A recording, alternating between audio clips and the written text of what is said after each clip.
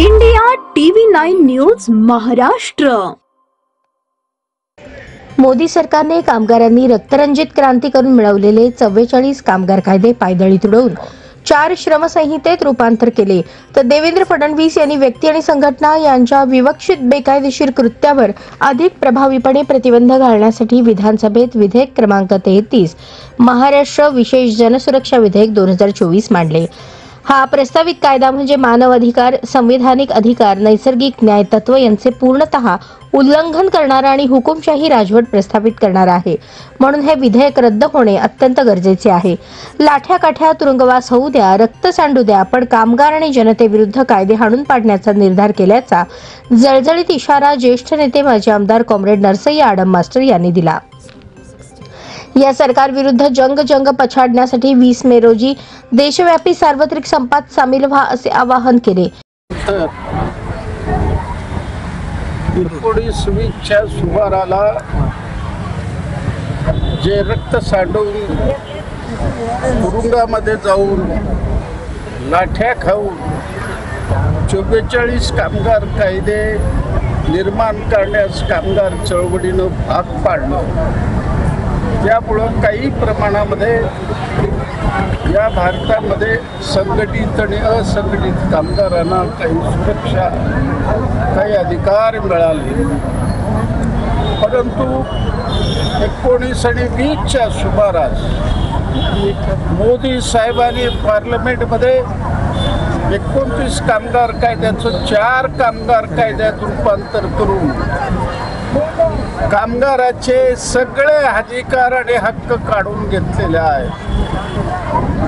त्या कामगारांना गुलामगिरीमध्ये लोटण्याचा प्रयत्न चालू आहे। कामगार हा बैलगाडीमध्ये जसा बैल फिरतो त्या पद्धतीनं दररोज 12 ते 15 तास काम करावं ही अपेक्षा मोदी सरकारची आहे। या विरोधात गेले 4-5 वर्ष झालं कामगार संघटना संयुक्त कृती समिती रस्त्यावर आलेली आहे। परंतु आता सरकारने भयानक पाऊल उचललं। या 4 कामगार कायद्याची अंमलबजावणी करण्याचा निर्णय घेतलेला आहे। त्यामुळं कामगाराचं PF, कामगाराचं पेन्शन, कामगाराची ग्रॅज्युटी, कामगाराचं बोनस, कामगाराचं अक्करजा इतकंच नव्हे, त्याला साधं किमान वेतन मागण्याचा अधिकार राहणार नाही। या कायद्यामध्ये सरकारने अशी रचना केली, कामगारांना एकत्रित येण्याचा जो अधिकार आहे तो सुद्धा काढून घेण्याचा प्रयत्न चालवलेला आहे। दुसऱ्या बाजूला राज्याचे मुख्यमंत्री देवेंद्र फडणवीस अर्बन नक्षलच्या नावावर त्यांनी जनसुरक्षा कायदा लादण्याचा प्रयत्न चालवलेला आहे। सरकारकडे UAP आहे, सरकारकडे मोका आहे, सरकारकडे क्रिमिनल कायदे आहेत, सरकारकडे बॉम्बे पोलीस ऍक्ट इतके भयानक अधिकार असताना सरकारने नवीन कायदा पुन्हा जनतेवर लादण्याचा प्रयत्न चालवलेला आहे। त्या कायद्यामध्ये 2 वर्षापासून 7 वर्षापर्यंत शिक्षा, आजीवन तुरुंगात घालण्याची तरतूद, जामिनीची व्यवस्था काढून घेतली। इतकंच नाही, 2 लाख ते 5 लाखापर्यंत दंड करण्याची प्रवृत्ती,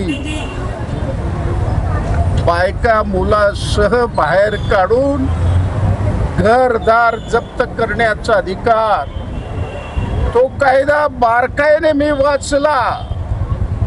2 दिवसापूर्वी सरकारकडे तो कायदा रद्द करावा म्हणून 10 पानी निवेदन मी पाठवलेला आहे। पण सरकार ऐकणार नाही याची माहिती आहे.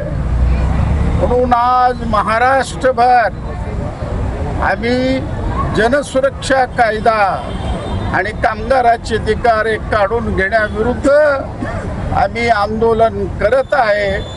आणि या सभेत मी घोषणा करत आहे, संपूर्ण देशभर 20 मेला भारत बंद करण्याचा निर्णय घेतलेला आहे.